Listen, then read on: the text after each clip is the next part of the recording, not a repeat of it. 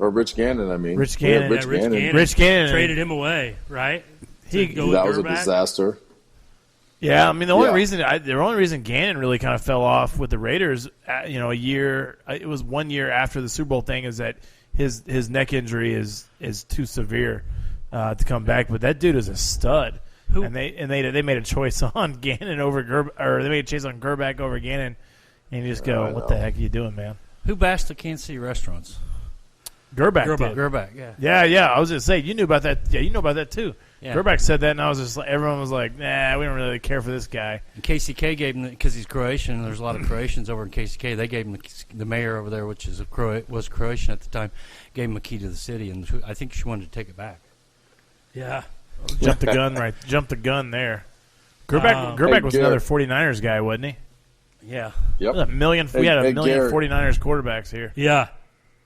Gary, if you could be in Jerry's world and watch the Cowboys win the AFC championship or the NFC championship, what do you think that would be like? Since you're fantasizing. Honestly, I can't even imagine what I would be feeling at that moment. The Dallas Cowboys have been close in my lifetime. I mean, obviously I was 13, 14 a couple times, when they did win it back in the day when I was younger. But you were 13 and 14 a couple of times? When they won the Super Bowls. And fail 14? Oh, yeah. Okay. No, I was 13 I thought once you just for a whole failed year. being 13. But like the emotions, because I cheer for the Chiefs because I live in Kansas City and a lot of my friends are Chiefs fans, and so even the emotion I felt when they did win the Super Bowl and being around all my friends, was overwhelming a little bit, and so I can't even imagine if it was the team that I've idolized growing up. Well, I can guarantee you one thing, DJ. There's no Cowboy stuff going up on my wall. I'll show you real quick here. There's got to be some Cowboy stuff. I mean, there's got to be some Cowboy stuff. There's no Cowboys going up there. I mean, we all got to admit, like, we all loved Roger Staubach. Yeah. Jim was big on the Cowboys, before Jerry Jones took over. He's talked about it before. Well, he didn't like the way the Tom Landry situation was handled. And so Tom Landry class. You know what? Emmitt Smith, Michael Irvin, Troy Aikman, like those, like as an offensive line guy, like you got to be a Cowboy fan because that wall that they had for the what was it, the triplets? Yeah. Like that offensive line is one of the best offensive lines in the history of the NFL, and they were just dudes. Think about Larry Allen and Eric Williams on the same O-line. I mean, Larry Allen just at the Pro Bowl every year benching 9 million 700 pounds. Man, I mean, they're just so good. Like 30 years ago, right? I mean, just like 30 years ago, right. They're so good. Such a great organization. So hey, I ran into Eric Williams in Dallas in an airport coming out of a bathroom. Okay. Oh man. And I just had to ask. I was walking out, he was walking in, and I waited till he came out, and I said, "I'm gonna ask you a really weird question." I said, "What size is your jacket?" His sport coat. And he said he was wearing a 64 long. The big guy. Oh, he was massive. Holy. Is Larry Allen's the one? He's got a show in Dallas, doesn't he? Like a radio show. I think I was listening to it when I was down there for a while for Larry Allen training. No, I think Leon. No, Leon Lett's coaching. I think it's Larry Allen. Is it? It's Nate Newton. Yeah, Nate Newton. That's there right. you go. It's Nate Newton's a radio guy. It's super entertaining. It's weird. Dallas sports radio with the Cowboys, it's such a weird relationship because they literally, like, I think they love to bash that team and they love to bash them. I mean, they want them to win, but they just go insane over, like, the smallest things. And it's like, it was just the funniest thing to listen to. Another thing is, too, is that, Cowboys fans, super passionate, but, man, they really feel like they can win Super Bowl every single year, no matter who the quarterback is. Or who they have. I mean, they're like, this is it. This is the year. Jerry, take us there. I'm a complete homer. Like, I think the Royals are going to win every year. Like, I'm ridiculous, okay? I'm just, I'm a Kansas City dude. So, yeah. Every year I think the Chiefs are going to win it. Every year I'm like, the Royals, we're going to get out of April. Hey, DJ, say something even sweeter than that. Greg Pryor just sat down on the couch in the studio here, so you're saying that at the right time. Yeah, another friend. Hey, I guess sometimes you get lucky. Sometimes you get lucky. Nice name drop. Yeah. So let's circle back. I want to get this quote in about Isaiah Simmons. Him being a Kansas City guy. We've had some Kansas City kids get drafted here in the last few years, but this is from Coach John Hilton, and I don't know if you know him, but he was the offensive coordinator at Olathe North, Simmons' junior and senior year, currently the athletic director in Lawrence. But he said, "I'm very excited for Isaiah and his family. Being a first-round draft pick is the dream of every kid that straps up the pads. Isaiah didn't just dream about it. He put in the work that needed to grow and develop his God-given skills. Isaiah is one of the hardest-working kids I've ever seen. The Arizona Cardinals got a steal when he fell to them. Not only did they get a future star on the gridiron, they got a high-character guy that will make a difference in the locker room and in the community," end quote. So that's from Coach Hilton. Not sure if you know him, but, that kind of reflects, some of the things we talked about with Simmons earlier. I mean, if you want to just watch Simmons run track, watch him in high school run track. Like, he is different. His whole body is just different than everybody else's, and he was thin in high school. Yeah. I mean, we see what he has turned into, but we got to remember Clemson didn't jump in to recruit him until 9 days before the signing day. Yeah, they came in late, and I don't know if you remember, but you called me the week before that game as, I'm breaking down film and stuff and preparation, which I was coaching, I was assistant O-line coach at the time at East, and so I didn't see a ton of him. We were a flex-bone team, so I didn't really watch the other team's offense that much. And I don't know if you remember, but I was like, he looks decent on film. Really? He looks decent on film. And so, probably one of the dumbest things that I ever said in my life. How about kicking off to him? Yeah, a couple times. Which the one he made in the corner, kind of we were trying, our special teams coordinator at the time told our kicker, kick it in the end zone away from Simmons. And what's he do? He tries to kick it in the end zone towards Simmons, and he jumps up and makes the catch. And, in high school, if you come down in the end zone, it's automatically a touchback.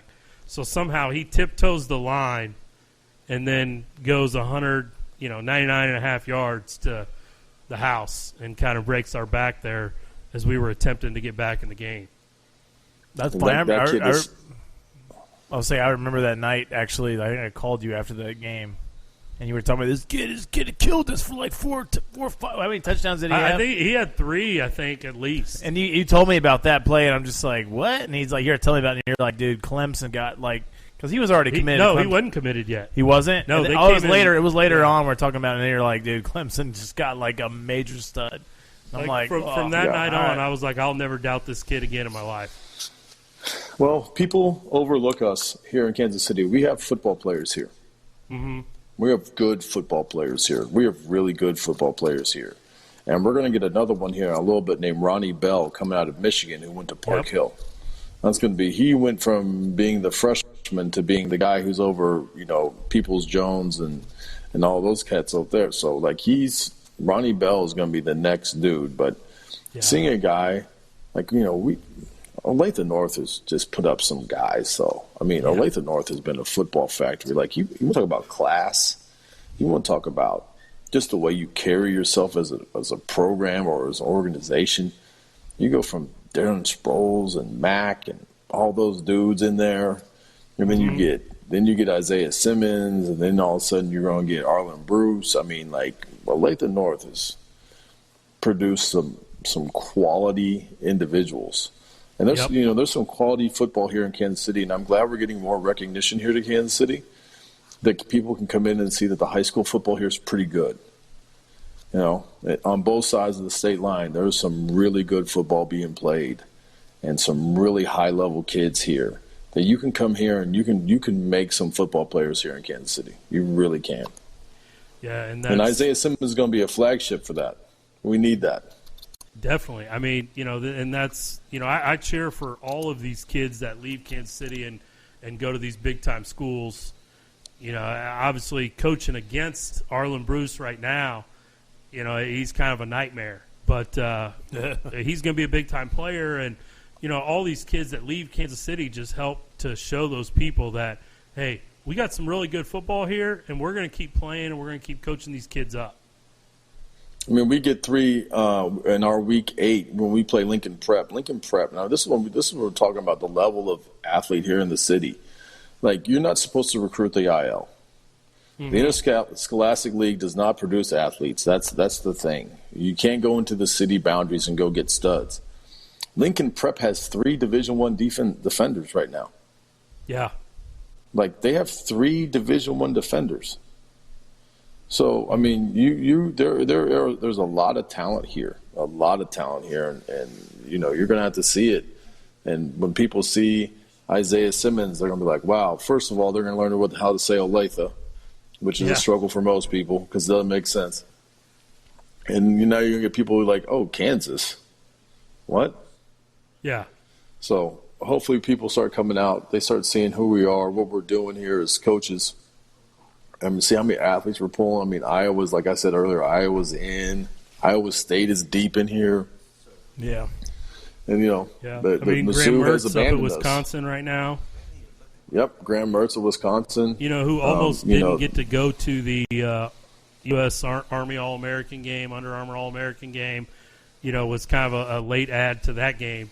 And then goes down there and threw, 6 touchdowns? Well, he tore it. Record? I watched that. 5 touchdowns, yep. 5 touchdowns. Yep. And you were there, right, at that game? Yeah, I was there. Yep, it was pretty cool. It was amazing to watch him play with that type of athlete and be like, wow, look at him just spin it. Because, he was just a guy that we had, worked with for some years at Epic 7 and seen him around and his clutch family, quality family.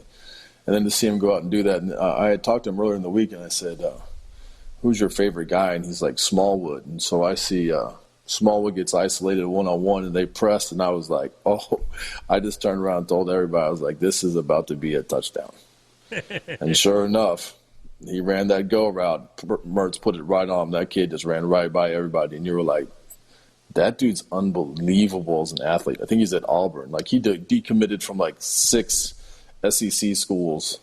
He was out of Georgia, and I think he ended up going to Auburn. But he's one of those guys where you're like, first of all, as a coach, if that dude was on my team, I would be doing whatever I could to get that kid the ball.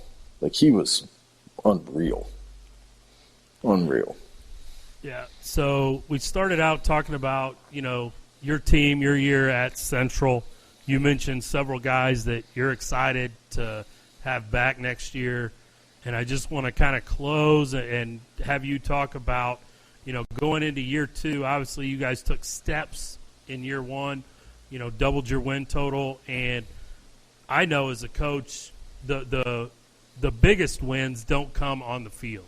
They come off the field. So just talk about going into year 2, kind of where your expectations are with your guys. The cool thing about year 2 is since we were under such pressure last year as far as what I wanted to put in, what my DC wanted to put in, what my special teams coordinator wanted to put in such a short amount of time. We had 15 days. Mm-hmm. But now the kids know us. The kids know what we're about. I'm going to get to do something that's so cool as an offensive coordinator, and you would understand this as a defensive coordinator, Gary, is I'm going to be able to motion this year. Yeah. We didn't run motion last year because we had to just, narrow down and eliminate what we could and what we couldn't do because of practice time. Mm-hmm. So being able to put in the full offense, I'm excited about. I'm excited to coach these young men who have bought in, who have decided to dedicate their lives to being better young men. And then we can get to the football side. And we've had our referrals are down, our GPA is up, our Fs are way down, and that's the exciting part of seeing kids understand that there's a chance to do something with their academic part. that's going to last a